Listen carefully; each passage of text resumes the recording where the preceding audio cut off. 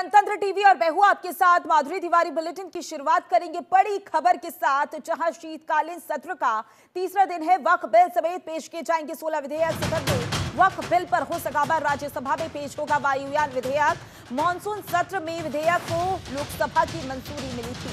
ये बड़ी जानकारी आप तक पहुंचा रही हैं। आपको बता दें, शीतकालीन सत्र की शुरुआत हो चुकी है।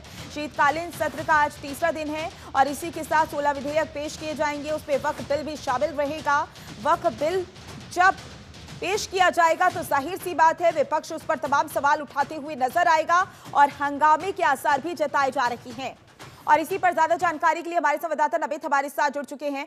नमित, क्योंकि 16 विधेयक पेश किए जाने हैं सत्र के दौरान, आज तीसरा दिन है, क्या कुछ रह सकता है तीसरे दिन कार्रवाई के दौरान?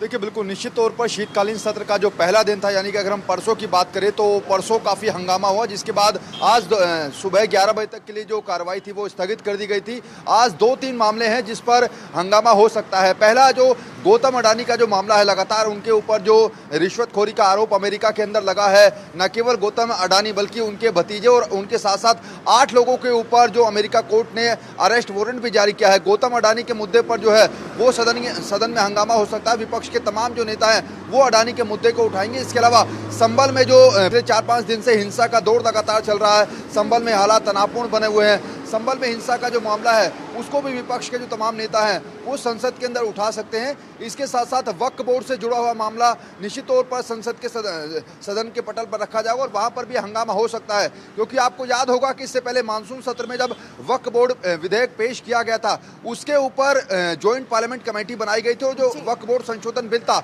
उसको जेपीसी में भेज दिया गया था। ज्वाइंट पार्लियामेंट कमेटी की 2 से 3 जो बैठक है वो हो चुकी है और 29 नवंबर को ज्वाइंट पार्लियामेंट कमेटी जो कि वक्फ बोर्ड संशोधन के लिए बनाई गई थी, उसके 2 चेयरमैन बनाए गए थे। जगदम्बिका पाल जो कि बीजेपी के सांसद हैं, वो 29 नवंबर को जेपीसी की जो पूरी रिपोर्ट है वो संसद को सौंपेंगे। लेकिन ठीक उससे पहले वक्फ बोर्ड के जो वक्फ बोर्ड संशोधन बिल है उसके ऊपर भी आज सदन में हंगामे के पूरे आसार हैं।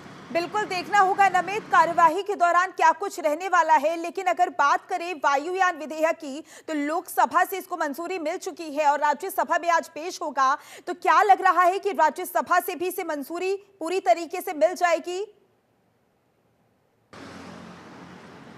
देखिए, दरअसल इस बार पूरे शीतकालीन सत्र में 16 विधेयक जो हैं वो सदन के पटल पर रखे जाएंगे, जिसमें से 11 ऐसे विधेयक हैं जो कि पहले ही पिछले सत्र में आ चुके हैं, उन पर चर्चा हो चुकी है। इसके अलावा 5 नए बिल जो हैं वो इस शीतकालीन सत्र में रखे जाएंगे। भारतीय वायुयान जो विधेयक है उसको आज राज्यसभा में पेश किया जाएगा, क्योंकि मानसून सत्र में इस विधेयक को लोकसभा से पास करा लिया गया था, लेकिन राज्यसभा में एनडीए के पास और बीजेपी के पास बहुमत नहीं है। ऐसे में भारतीय वायुयान विधेयक का क्या विपक्षी पार्टियां जो हैं वो इस विधेयक का समर्थन करेंगी? अगर विपक्षी पार्टियों का समर्थन इस विधेयक को मिलता है तो फिर इस विधेयक को लोकसभा से पहले ही पास हो चुका है और राज्यसभा से भी इसको पास कराने में एनडीए को कोई ज्यादा मुश्किल होगी नहीं। लेकिन अगर विपक्षी पार्टियों ने इसका विरोध किया तो फिर वहां पर मुश्किल आ सकती है, क्योंकि राज्यसभा में बीजेपी के पास पूर्ण बहुमत नहीं है। नमित, क्योंकि आपने बोला संभल में जो हिंसा हुई है उसका भी मुद्दा कार्यवाही के दौरान उठाया जा सकता है। पिछले कुछ दिनों से हम देखें तो इस पर सियासत भी जोरों पर हो रही है।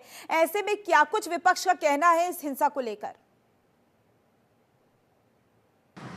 देखिए, दरअसल अगर हम संभल की बात करें तो संभल के अंदर जो जामा मस्जिद है वहां पर हरिहर मंदिर होने का दावा हिंदू पक्ष ने किया था। मामला कोर्ट में गया। कोर्ट ने जब सर्वे का आदेश दिया तो जो सर्वे की टीम थी जब सर्वे करने पहुंची तो वहां पर जो चीजें निकल कर आई कि एक विशेष समुदाय के लोगों ने पुलिस पर पथराव कर दिया। उसके बाद पुलिस की तरफ से भी जो हवाई फायरिंग थी वो वहां पर की गई। 2500 से ज्यादा केस दर्ज हो चुके हैं। जो विपक्षी पार्टियां हैं वो लगातार ये आरोप लगा रही हैं कि ये एक साजिश के तहत जो है वो दंगा कराया गया और इसमें सरकार जो है उत्तर प्रदेश की सरकार पूरी तरीके से नाकाम साबित हुई है। यूपी की बात करें तो समाजवादी पार्टी के अध्यक्ष अखिलेश यादव लगातार इस बात को कह रहे हैं कि यूपी के अंदर सरकार पूरी तरीके से फेल हुई है, जिस तरीके की हिंसा संभल के अंदर देखी गई। तो ऐसे में सरकार को घेरने का प्रयास विपक्ष के नेता करेंगे पार्लियामेंट के अंदर। इसी मामले को ये जो संभल के अंदर हिंसा हुई है इस मुद्दे को उठाकर सरकार को घेरने की कोशिश विपक्षी सांसद करेंगे। बिल्कुल देखना होगा और कौन कौन से मुद्दे हैं जिसका फायदा उठाता हुआ विपक्ष नजर आ सकता है। आगे की जानकारी के लिए नमित हमारे साथ बने रहिएगा।